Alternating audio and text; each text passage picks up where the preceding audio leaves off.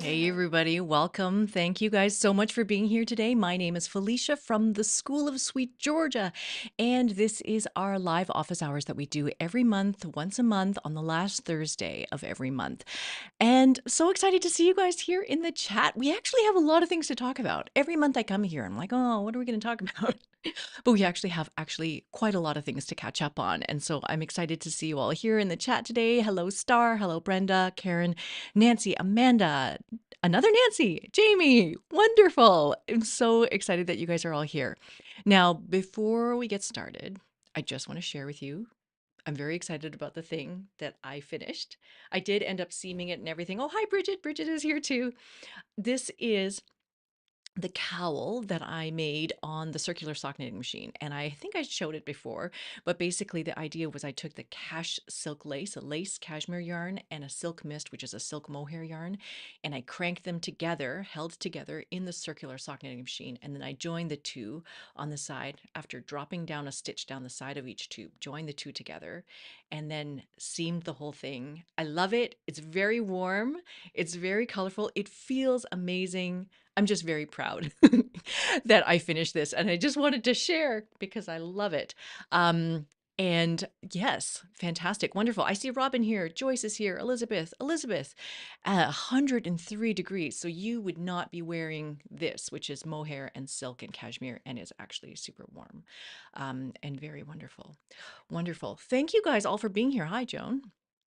Now we have quite a bit of things to talk about today, and so I'm just gonna quickly show you what we're going to talk about.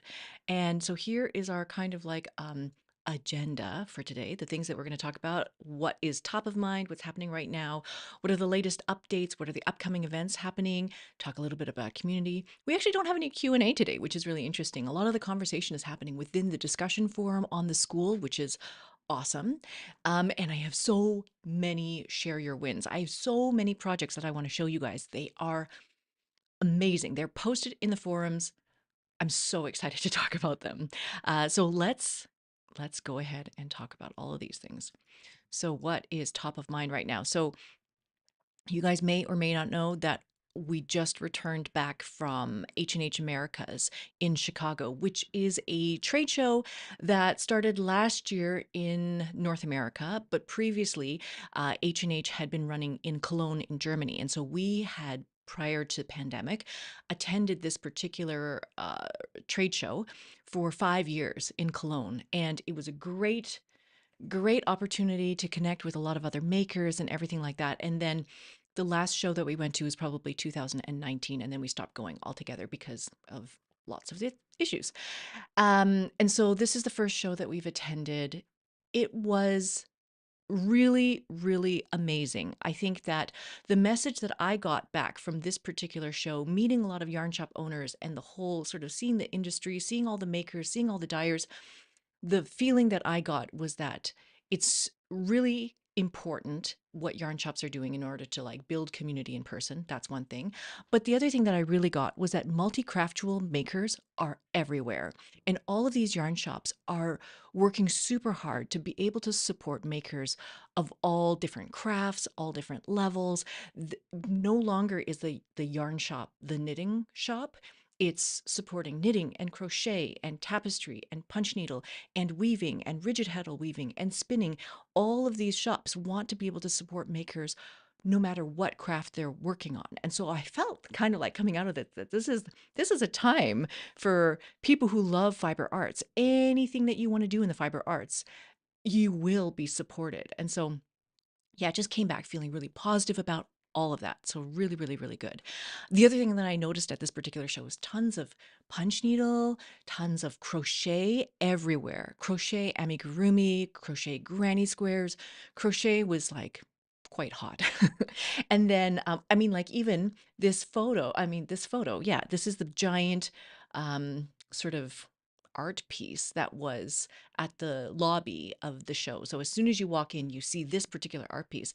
And so this one was made by there's a tiny little Instagram um, tag here, made by London. So you can look that up on Instagram, made by London. But this whole thing was crocheted out of multiple strands of yarn, just kind of like very freeform crochet in order to make all of this. And then on top was fabric, kind of like pieced, and then like a quilt top would be pieced, and pieced fabric in order to make all these words. And so I thought that that was also really interesting. There was definitely this trend towards crochet being interesting. Definitely a lot of conversations about weaving with knitting yarn as opposed to weaving with weaving yarn, traditional weaving yarn. There was crossovers between embroidery on knitting, and it was just a really, really positive show. So that was super inspiring. Now, one thing that I wanted to also share with you guys was that I bumped into quite a number of SOS members at H&H. And these are all SOS members who are going out in the world and they have started businesses, they've started hand-dyed businesses. I think Jamie is actually on the chat here as well.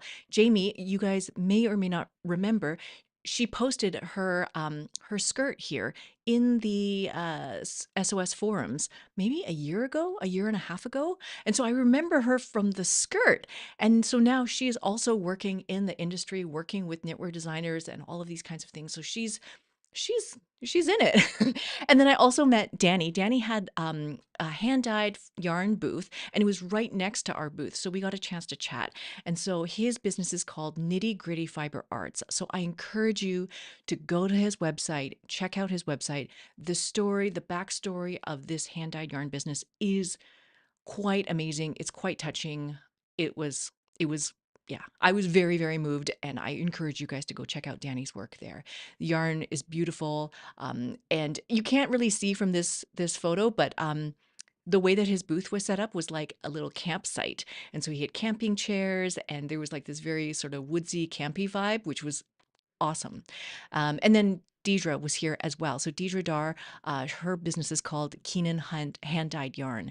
And so she was with the Indie Untangled sort of umbrella. There was a whole number of indie dyers who were at the show as well, just, showing all of their hand dyed yarn. So just really, really excited to see a lot of the members learning things from the school, learning things inside the school, and then putting that into the next adventure that they're going on, whether this is like professional, whether this is hobby, whatever it is, they're using and applying the knowledge that they've learned. So that was all super, super exciting. So if I missed anybody at H&H, I hope that I'll see you guys there next year, or next time. And really excited that all of these people came up and said hello. And so it was wonderful to meet members in person. Yes, like Jamie. It was wonderful to finally meet you in person. Now, what else is top of mind? This is something else that I don't know if you guys know about, but we do have a whole section of articles on the School of Sweet Georgia website where every month we've been posting articles that have been written by members of our team, members of our community, moderators, teachers, all of these kinds of things. And so this particular article, the latest article, was written by Amanda Buckley, who is on the chat today as well. And this conversation, this article is all about making time to make things and sort of pointing you in the direction of a number of different resources, different ways that you can make time to make things, but also asking why? Why do you do this? What is it for? Because if you know the why, then you're closer to being able to prioritize actually doing it. And she talks about how if you're crafting for self care, taking care of yourself, is this a non negotiable in your life? If it is actually a non negotiable to be able to take care of yourself, take care of your mental health, then it should take up a chunk of your time. You should block out time for that. And how do you go about doing that? It's interesting. She had one line in here that that I wanted to kind of like highlight. And she says one of the tricks to restorative leisure is to make sure that we don't treat it like our other work. And I thought that was really interesting because it triggered a lot of thoughts about how in the past I have shown how I keep track of my making. Like, how do I keep track of all the projects that I'm working on? How do I track the details? And I track it in the same sort of productivity software that we use for work. And so it sometimes definitely can feel like I'm not getting away from work because all of that stuff is in there. So it was just an interesting thing to think about. And yeah, I think that it can kind of like be the starting point for a lot of ideas about how you want to incorporate making into your life. And how do you make sure that it doesn't feel like work? How do you make sure that it still feels like fun and light and relaxing and all these kinds of things? And so there's a whole conversation going on about this particular article right now. And there's the thread. I will encourage you guys to go check that out as well. I would love to hear your thoughts on this as well. How do you find time? How do you make time? Um, all of these kinds of things. And how do you track all of these things so that it feels fun and restorative? So, those are a couple of the things that have personally been on my mind that I wanted to share with you guys. Now, what else is happening inside the school right now? So, we have been filming courses in the studio here. There was one day where I filmed two courses back to back. And so one of those courses is a brand new orientation course. So if you are new to the school, or if you just kind of like want a refresher about finding your way around the school, we did refresh the orientation course because some of the things that have moved around since we started the school back in 2018. And so giving you sort of a better overview of where everything is, how to use the forums, how to use Discord, how to post in the forums, all of those kinds of things. Hopefully you will be able to find them all in the orientation workshop. We're also making a handbook out of this, like a member handbook out of the information that's given in the orientation. So if you don't necessarily want to watch all the videos of the orientation or the screen shares and things like that, we will have a PDF workbook or PDF handbook that you can download and just skim through as well in case you need to find anything. So that is all happening behind the scenes and coming. I also wanted to remind you guys of the 2 Heddle Weaving class that Amanda Wood taught for us. That has been launched. I see things are happening. I'm going to share a little bit about that as well, but 2 Heddle things are happening in the school. Members are doing it. I'm very, very excited to see all of that happening. So just a reminder that that is now out. That has been like the most popular topic, actually, for probably the past year or so. Everybody's asking about this. The next one I wanted to share with you is the next course that's going to be coming out is Lace Structures with Laura Fry. So that is coming out on July the 6th. And you're going to learn Huck, Swedish, and Bronson lace with Laura Fry. So this is one of the projects that was woven, and the pattern will be included with the course and everything like that. But it's really, really lovely, this particular piece. This is a table runner. And so at one end of the table runner is all of this lace. And you can see the fun part about this is seeing how the colors mix and blend, because it's a little bit of a color play exercise and it's also this weaving lace exercise. And yeah, there's lots of fun things that you could do with it. So we picked a number of colors from the Ashford mercerized cotton collection. They don't have a ton of colors, so we picked a couple of colors that work together really, really well to make this particular Huck lace runner. Yes, lovely. Really excited about that. Yeah, wonderful. I'm just reading the comments here. I love the courses. I finished the four shaft table loom and I made the sampler. I followed your advice, making it fun, fantastic without making it too precious, and I feel so much more confident. And Shuin, nice to see you. And Anna Chiara, nice to see you as well. Hello from London. Wonderful. The next one I wanted to mention to you guys, it took us so long, so many Slack conversations to decide on a title for this particular course that's going to come out.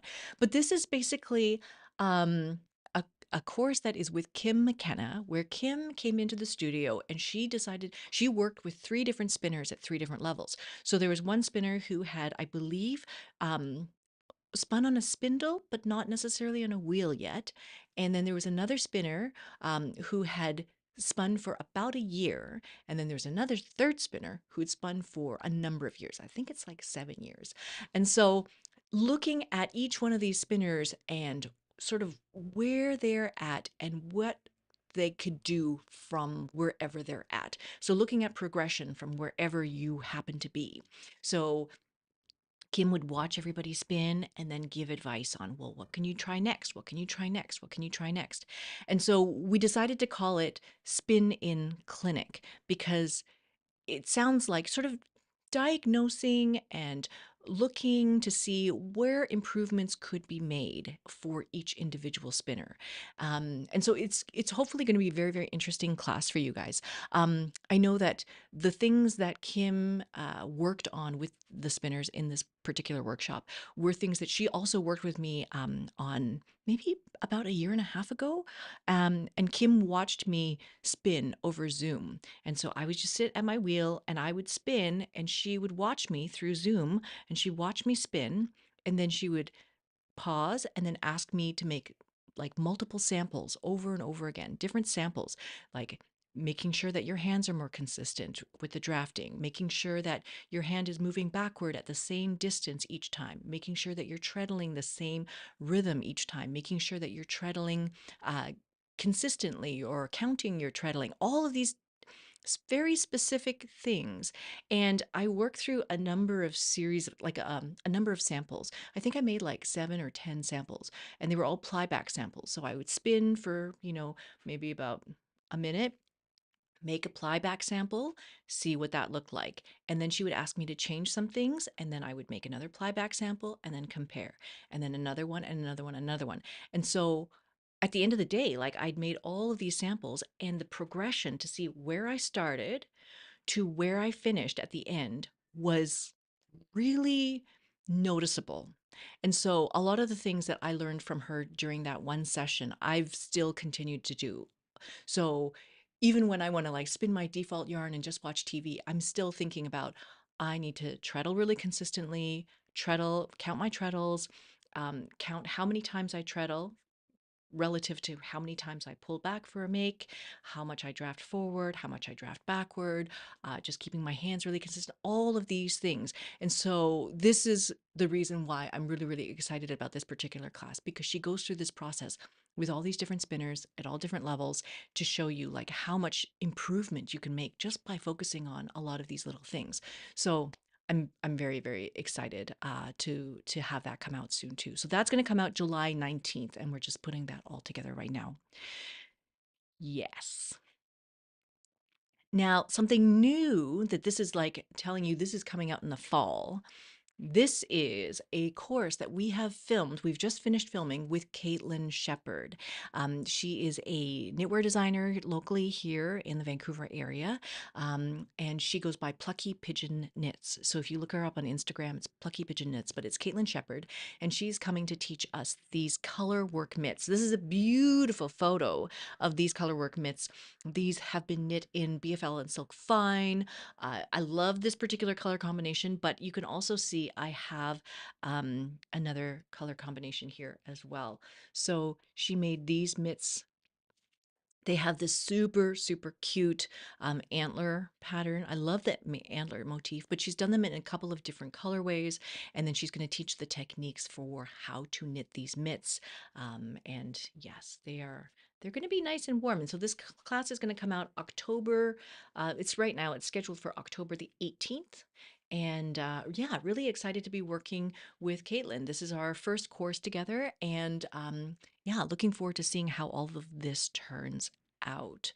But I am actually super in love with that photo. I think it's really lovely. So, yeah, I've been on a bit of a colorwork kick this year and just really want to share with you guys more and more about knitting colorwork. I really want to do colorwork with hand spun.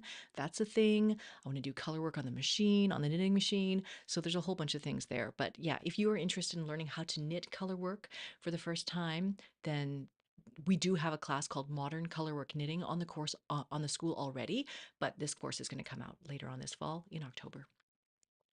And then, very excited that Charlotte is also just finished filming a new class about crochet amigurumi.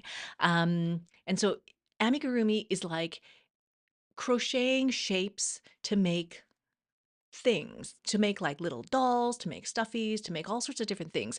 But I think the foundation of it is this idea of being able to make shapes with your crochet. So three-dimensional shapes. So in this case, like she's got a whole bunch of different balls here that have been like, just how do you make a round ball out of crochet? How do you stuff it with things? How do you finish that? How do you make different shapes? You make kind of like more of an oval shape, more of a tube shape, more of a cylinder shape.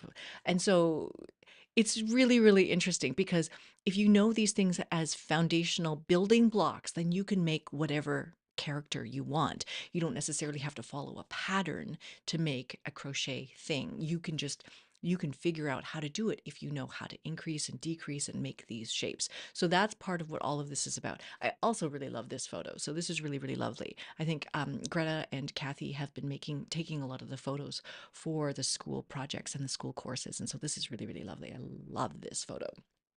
But crochet amigurumi was a big, big thing at H&H, and it seems like a big, big thing right now. And just, yeah, really excited that Charlotte's going to teach this. This is going to come out in November. So if anybody is interested in crocheting, learning how to make amigurumi, this is the course for you. Now, let's talk about some upcoming events. This is the schedule. This is the calendar for July 2023. And so you can see we have our regular meetups with Robin on Mondays. It says knitting meetup, but you can really bring whichever project you want. So those are with Robin. We also have Saturday is weave and spin time with Vicky, who's also on the call today. Actually, Robin and Vicky are both on the chat right now. And then we're going to have these Tour de Fleece meetings. And the Tour de Fleece is basically just a very casual hangout and spin time. So that is scheduled right now for 1 p.m. Pacific Standard Time on Tuesdays throughout July, because July is when Tour de Fleece is happening. And so everybody hopefully is going to be doing a little bit of spinning this July. And so we can just kind of hang out during that time. I wanted to highlight this Sunday, Sunday, July 9th. This is going to be a Zoom meeting with Laura Fry. And so Laura Fry has just finished writing a new book. And so this is going to be her sort of Q&A, sort of like an ask me anything kind of meeting. And so it's not specifically an SOS meeting. Laura is hosting this, but we wanted to share this with all of you in case you also wanted to join the call and hear her stories as well. So I'm really, really looking forward to that one as well. And then finally, just a reminder about the studio sessions that we have been running. So I have them scheduled now for every Friday, 1 p.m. Pacific Standard Time. And so these studio sessions are basically virtual co-working sessions. We have had, probably we did them all of June. And the feedback has been really, really positive. People have been able to get things done during that time. And so that has been really, really positive to see just how productive people can be just by, saying, I'm going to show up at this 1 hour. I'm going to be here. I know even for myself, like, not last week because last week we were in H&H and Vicky hosted, but the previous week, I know I was like rushing from the studio to home so I could do it. And if I had not made that time or made that sort of made it my responsibility to be in that session at that time, I would have probably blown past that time and just been like, oh, well, I'm busy. I still have other things to do. It always happens. You're always busy. There's always something to do. And so when I say, okay, I'm going to be here at this specific time, we actually show up and we actually do it and things happen and it feels so good at the end of the day. So in any case, the virtual co-working sessions, 1 p.m. Pacific Standard Time on Fridays. Basically, we start with just 5 minutes of just saying, hey, this is what I'm going to work on today. And then everybody goes on mute. And then we spend 50 minutes working just very quietly. You might have music, I might have music on in the background, but everybody's on mute. And in the last 5 minutes, we come back and say, hey, this is what I did. This is what I completed. This was what I was successful at. And sometimes it's actually really hard for me to break into that last 5 minutes of the hour because everybody's working so well, so quietly, so productively, and I feel bad interrupting everyone and saying, "Hey, it's time." But hopefully, it's a good session for everyone. So if you've not been yet, I encourage you to join us at 1 p.m. Pacific Standard Time on Fridays. The Zoom link is in the SOS calendar, so you can find it there. Um, I am possibly this Friday going to be either dressing the loom at home, the fanny loom needs to something needs to happen on that, or I might be weaving some overshot samples. So one or the other, but it's probably going to be something to do with weaving on Friday. So yeah, I hope that you guys will join us for that one. And then I also wanted to mention all the other things that are happening this summer with dyeing. So we have been dyeing fiber because Charlotte taught that class, dyeing large quantities of spinning fiber.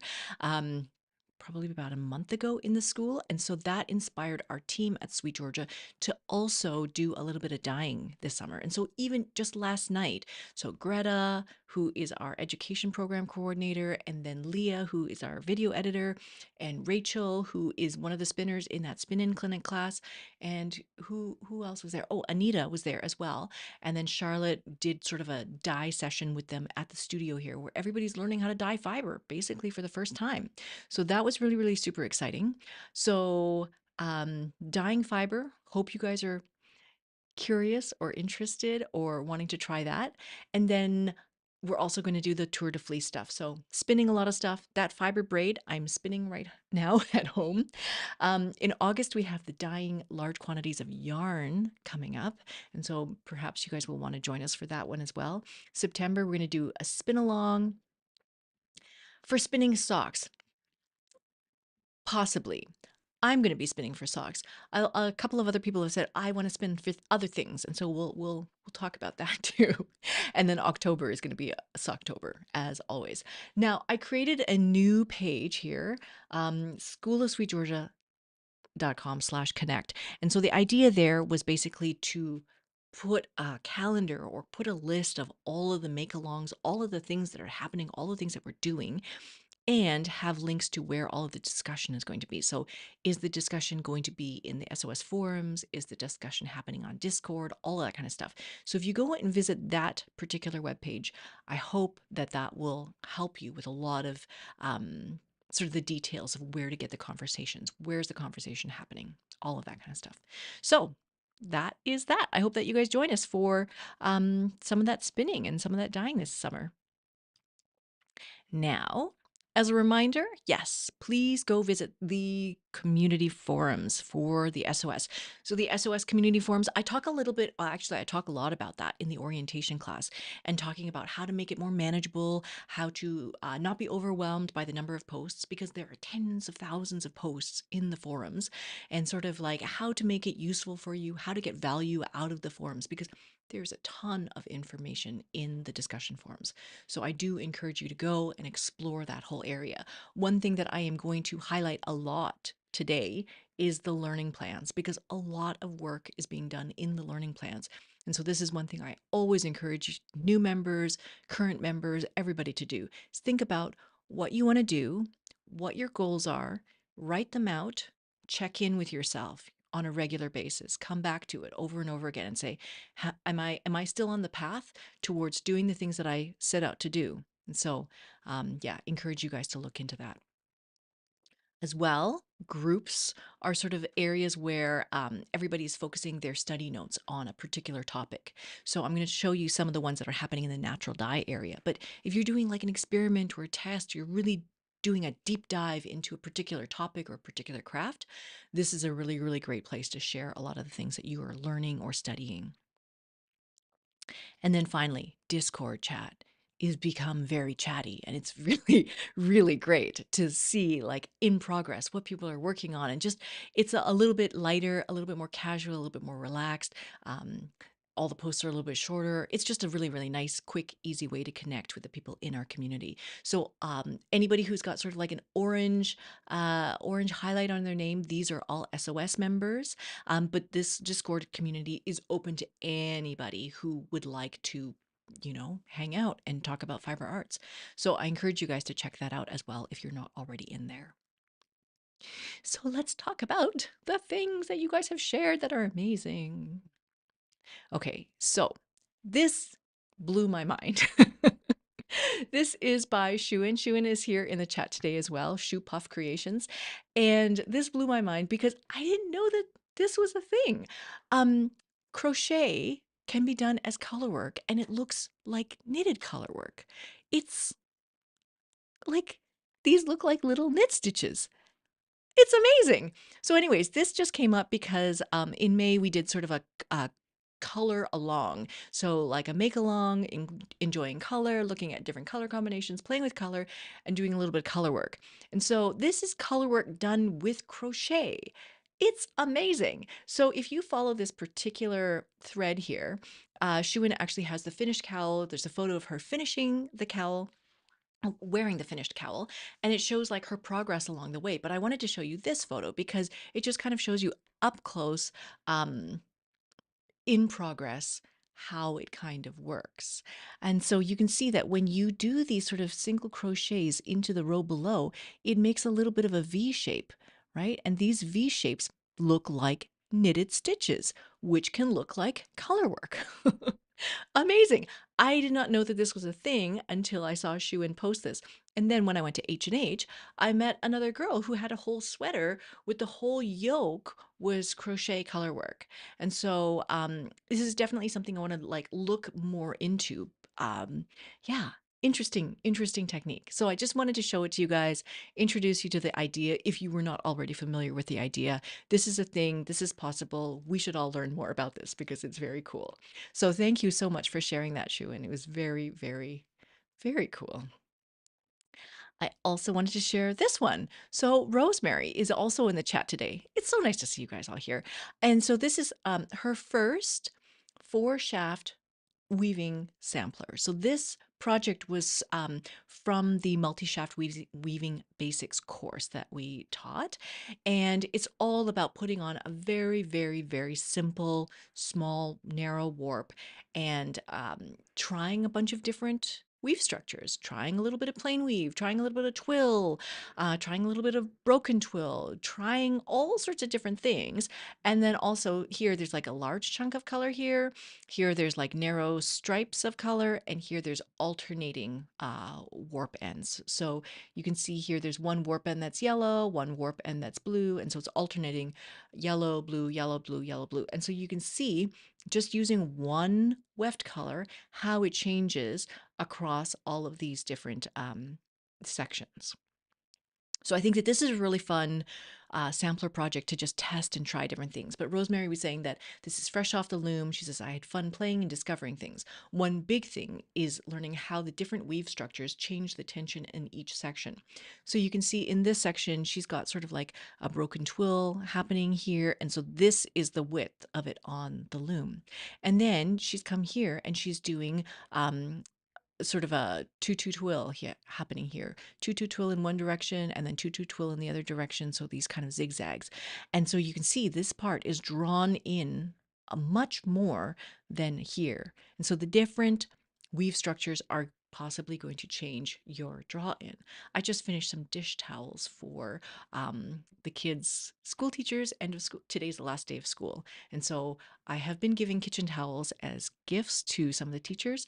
And I was hemming it last night, and I know that I know these things, but I had made sort of like I'd woven a plain weave section for hemming, but then the rest of my towel was two twill, and two twill will draw in more, and so this plain weave little hem was kind of like sticking out a little bit. I should know better, but these are the things that happen.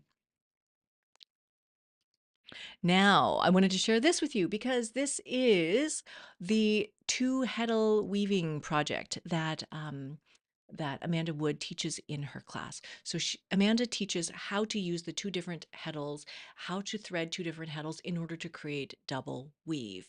And so this one is done by Kathleen. Kathleen used our cabin blanket kit that we have. This is all BFL and silk fine yarn from Sweet Georgia, in our sort of our new color collection. And she's threaded her 25-inch flip loom to use two heddles, and she set this up to make a double width blanket. So think, a double width blanket that ends up being about 48 inches wide, made on a rigid heddle loom.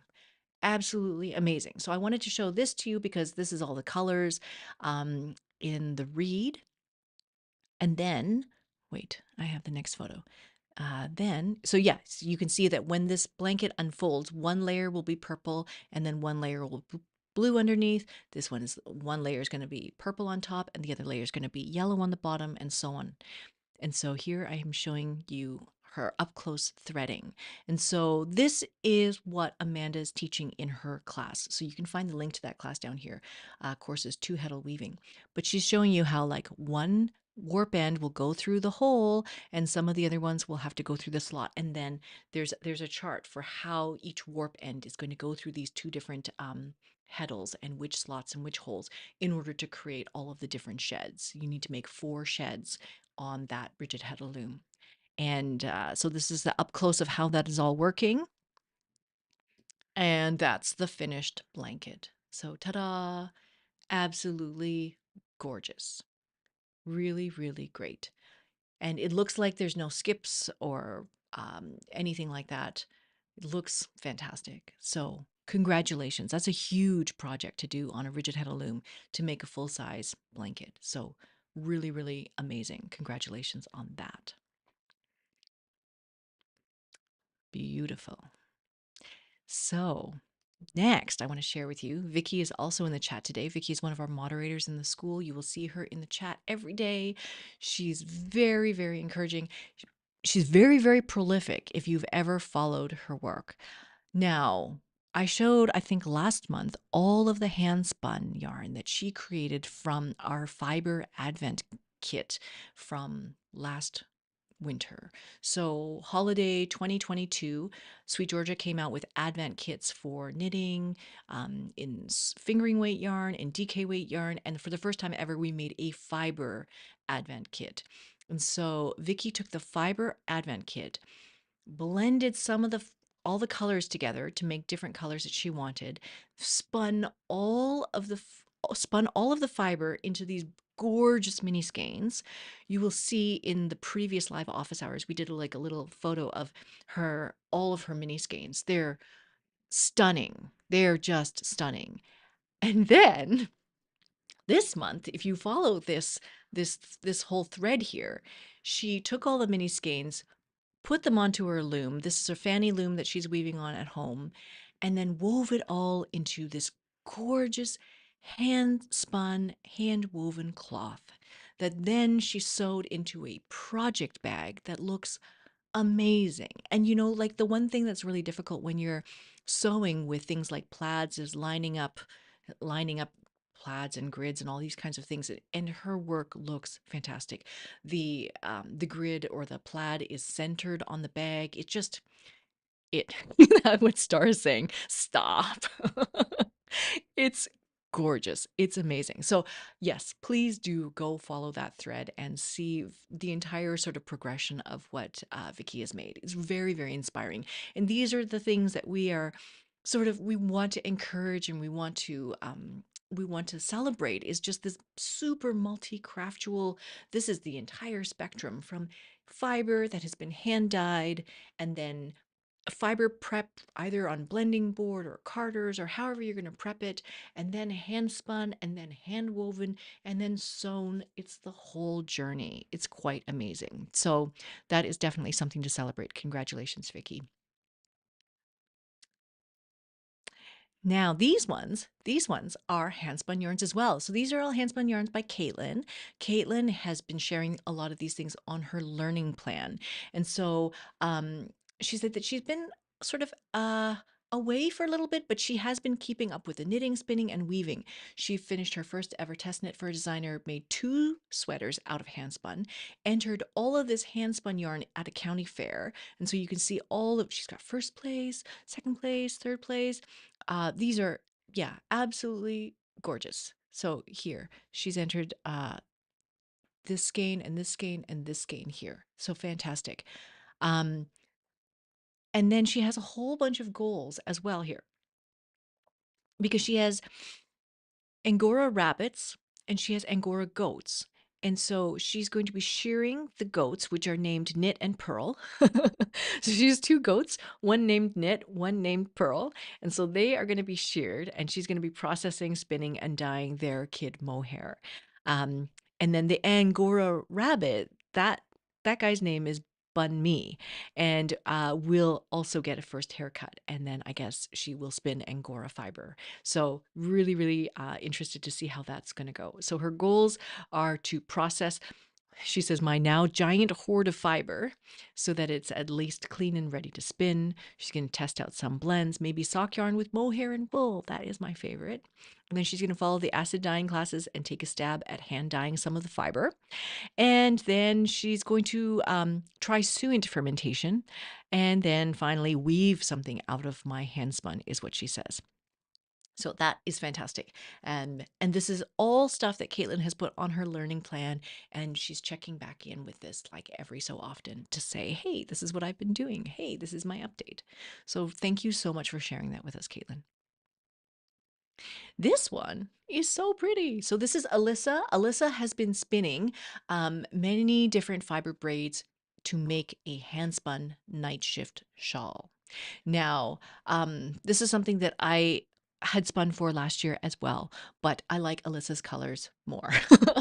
And so part of the reason why, okay, so she says the pattern calls for Aran weight, which is like a little bit heavier weight, but she's actually aiming for a gauge closer to the shifty, so more of a fingering weight. And she's being fairly loose with the size though, since the pattern is pretty forgiving. But she says, I can definitely tell that my spinning is getting more consistent. So if you follow Alyssa's learning plan here, you can see like her showing all of the different yarns that she's been spinning. So she spun one that I think was BFL and silk in tea leaves, also from Sweet Georgia. And so she's spinning these as a fractal yarn, fractal 2-ply yarn. And I think that that was the right choice. I think, and maybe that was my mistake. So I think when I spun my yarn colors for the night shift, I was trying to keep everything like really bright and really vibrant. But then when I knitted, I've knitted and ripped it like 6 times because I didn't like how the colors were going together because each color was just too vibrant. It was too poppy. And I love this combination. This mix and blend is gorgeous because this light blue and then with the amber, orange, rusty color in the background. These are complementary colors, but just the value and how mellow they all sort of work up beautifully together in this not very overwhelming, over kind of way, but they're beautiful and so nuanced. I mean, like when you look up close at this night shift, it's just mesmerizing. You can just keep looking at it. And that's what I love about this particular pattern and why I was so intrigued to spin for it as well. And so maybe what I should do is I should go back and look at spinning with a fractal spun technique in order to mix and blend those colors a little bit more, make all the colors a little bit more mellowed out in order to make something like this. I think this all these colors work beautifully together. You wouldn't think, right? Like light purple, light blue with this orangey, rusty kind of color in the background, but it's gorgeous, right? Like she was saying, I wouldn't have thought to pair the light blue with the warm tones in the other end, but they look amazing. So you can follow along with Alyssa's learning plan as well. She's sharing the individual skeins as she's spinning them as well. So congratulations on that. Can't wait to see the whole thing finished and completed. I also have these ones to show you. These are from Nina. She said these are her first set of hand woven dish towels. And she says it's nothing special for the universe, but for me it is. She says they look and feel fantastic. So she finished them exactly as Laura Fry taught us. So we have to wet finish the fabric, and then Laura Fry, she will hand hem her towels. And so it makes a really beautiful, neat finish. And so, yeah, this is fantastic. So, congratulations, Nina, on your first ever pair of kitchen towels. And so, you can also follow Nina's learning plan because she's going on and she's doing overshot now, learning tons and tons of things. And so, very, very excited. I know Vicky was in the in the forums. I think you guys were going to weave the next project together, or something like that. So, yes, lots of things happening on Nina's learning plan. You guys can check that out as well. This is one of the things I wanted to highlight from the sort of the studies area, sort of from the interest groups area. So we have all these interest groups. There's some in acid dyeing, there's some in natural dyeing, there's some in working like fleece preparation, fiber preparation, there's some in spinning, all of these kinds of things, all these different interest groups. The natural dyeing interest group has been very active, with a lot of experimentation, a lot of sort of, yeah, a lot of experiments happening. And so this one I wanted to show you from Pam. She's doing sort of an in-depth study of a lot of things. And so one of the things that she's doing is testing different kinds of water mordants and testing for light fastness. So this particular example here is she's done some protein dyeing and some cellulose dyeing at the same time. She's looked at water because water is an ingredient in the dyeing process. And so she's dyeing protein with three different mordants, dyeing cellulose with four different mordants in seven different waters. So she said specifically she's looking at tap water with chalk, distilled water with chalk, rainwater, ocean water, and water from central Washington state. And so she was adding chalk to tap water and distilled water as these waters have little or no minerals. And then she's using, for mordants, she's using alum, potassium sulfate, simplicose, aluminum triformate, and so she's trying a bunch of different things. And then she also used tannin, oak gall tannin. So she's experimenting with a bunch of different mordants, a bunch of different waters, um, and then a bunch of different dyes. So this one happens to be madder. And so this is the first study. This link is what's water got to do with it. And so it's looking at, how does the water affect the color. And then the second test that she's been doing, natural dyeing study 2, is just how light fast is logwood, because that is one of the challenges of logwood, is that they always say that that purple color will fade out of something that is dyed with logwood, which is often why logwood is combined with iron in order to make it more light fast, but it will take away the vibrancy of that purple. So it's interesting. She's doing all of these tests, and so I encourage you to follow through, follow up with what she's making here. It's just lots of really cool experiments. So that is something that I encourage you guys to go check out. And finally, this is the last one. This is the last one. This is really fun. Robin is on the chat here today as well. This is Robin's vintage latch hooking kit. This is vintage. I don't know how many years this has been up and running, but she said that she's had it through 4 different house moves, I believe. And so one night she was curious about whether or not she still had this kit, and then she found it. She pulled it out and she started working on this.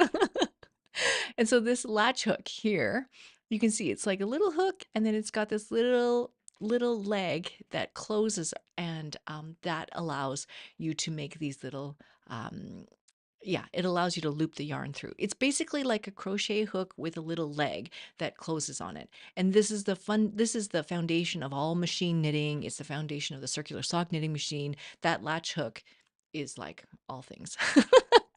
Shuin's asking, oh wow, are there SOS courses on latch hooking as well?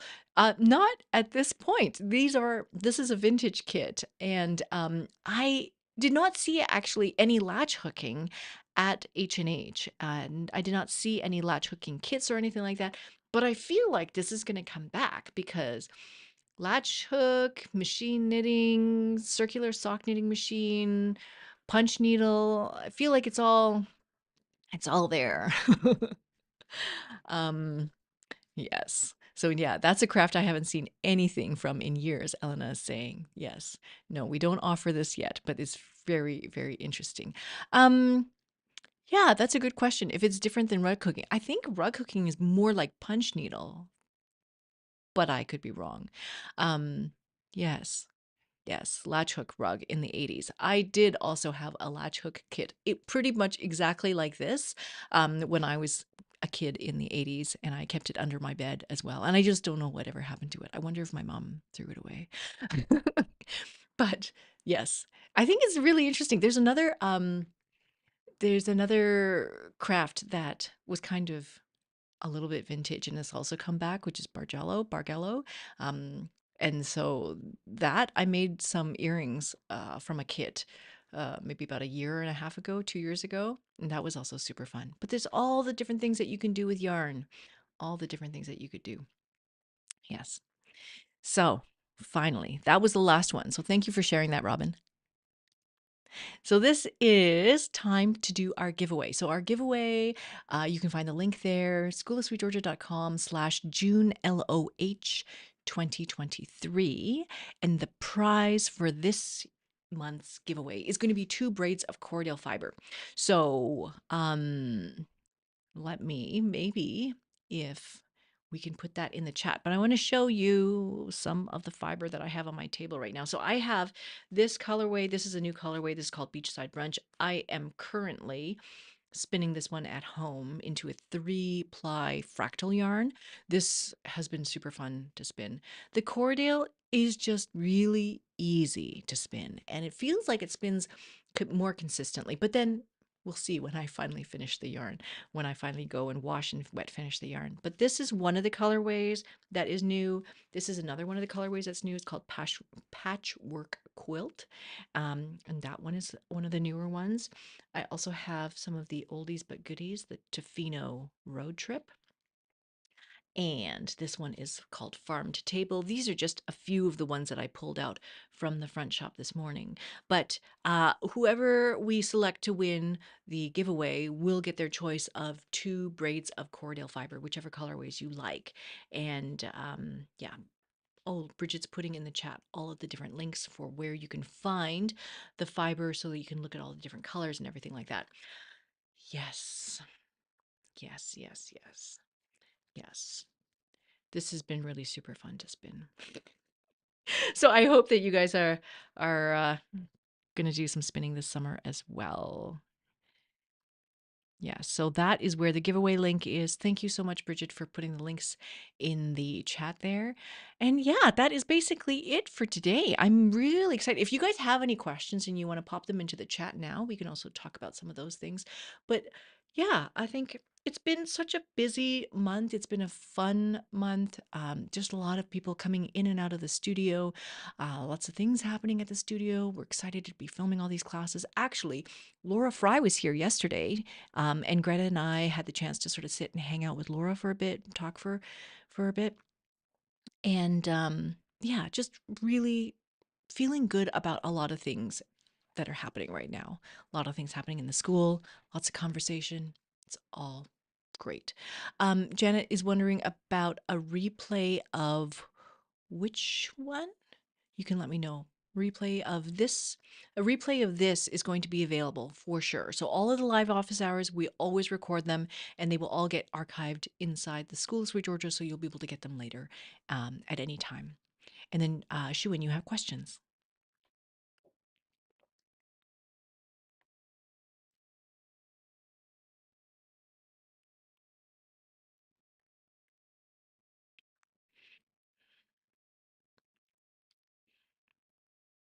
Yes, the replay should be up within a week or so. Vicky is actually the one who goes through and she looks at all of the information that we share. She makes a big giant post with all of the links that I've put in this presentation. Vicky puts into the post so that it's really easy for you to go in and to find all the forum threads that I talked about. Everything is in there. Shuan's asking if I want to get a 24-inch wide rigid heddle loom, am I able to weave smaller things on that just as easily? Yes, you don't have to use the full width of your 24-inch wide um, loom for anything. If you have a 24-inch wide loom, you could still weave something that is this narrow on it. That's totally fine. The one thing I find with the rigid heddle is that you just have to make sure that you are beating straight. So the reed, when you go to disconnect it and then beat your cloth, because it's not attached to your loom like it is on a table loom or a floor loom, it's very well, you can move it in basically any direction. So if you were kind of inconsistent, you could theoretically always be beating at an angle and then causing your fabric to be distorted. So the only thing about rigid heddle loom that I would say is that you have this very wide reed on your 24-inch reed. You have to pick it up and then just beat very carefully so that it's always straight. But definitely, you don't have to make everything 24 inches wide or even that wide. You can definitely make things that are much narrower.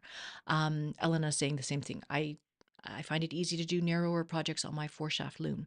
Yeah, sometimes it's almost like I don't want to use the extreme width of my loom. So even when I was working on the baby wolf has a 26-inch wide weaving width, and I still end up making projects that are sort of 24 inches or less because for that particular loom, if I'm not using all of the heddles, they're kind of like stuck on the sides and they take up space as well. So I kind of push them out of the way. That wouldn't necessarily happen on the rigid heddle loom, but yeah, I don't always use the full width of my loom. Yeah, and Elizabeth saying you're going to be spinning because it's too hot to knit right now. um, Under the weaving learning paths in the school, should I only take the 3 designated rigid heddle loom classes, or would some of the other classes under the other learning paths be good too? Yeah, so I encourage you to check out the essential weaving class, which is under the weaving section. The essential weaving class is talks about all sorts of things like shuttles, handling shuttles, holding shuttles, beading, rhythm, lots of different things like that. Talks about set. That is also really good to learn as well.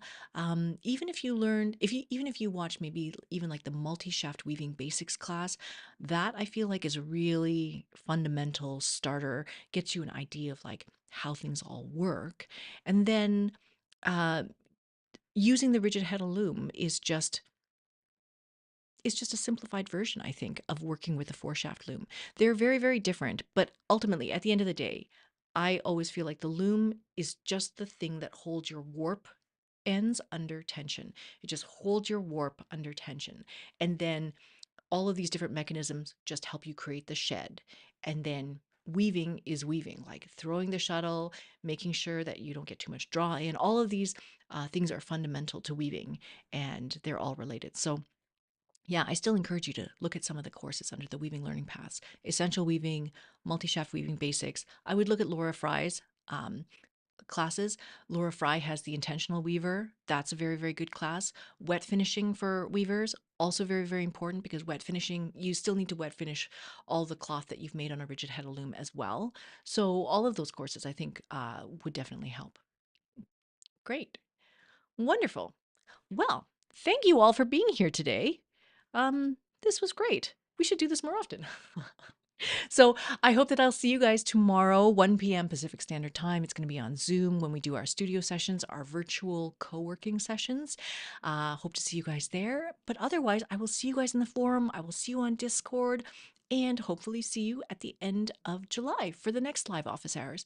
Thank you guys so much for being here. I will see you in the next one. All right. Bye, everybody. Thank you, Rosemary.